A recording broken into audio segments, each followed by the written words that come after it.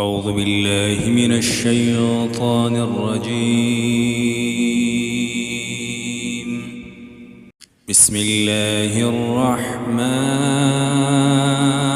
الرحيم. عما يتساءلون عن النبأ العظيم الذي هم فيه مختلفون. كلا سيعلمون ثم كلا سيعلمون.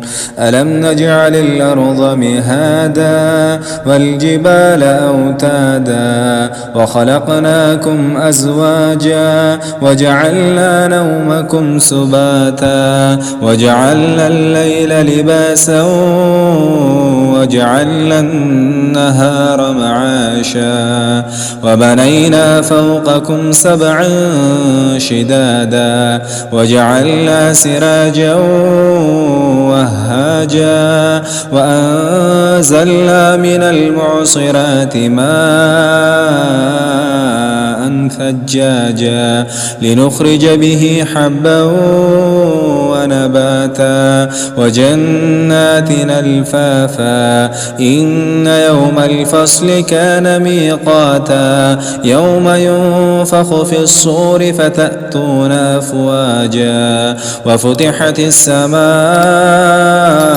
فكانت أبوابا وصيرت الجبال فكانت سرابا. إن جهنم كانت مرصادا للطاغين مآبا لابثين فيها أحقابا لا يذوقون فيها بردا ولا شرابا إلا حميما وغساقا جزاء وفاقا. إنهم كانوا لا يرجون حسابا وكذبوا بآياتنا كذابا وكل شيء أحصيناه كتابا فذوقوا فلن نزيدكم إلا عذابا. إن للمتقين مفازا حدائق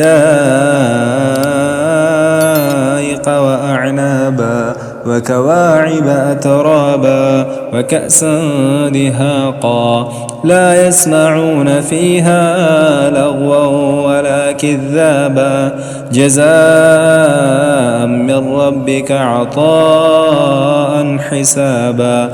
رب السماوات والأرض وما بينهما الرحمن لا يملكون منه خطابا. يوم يقوم الروح والملائكة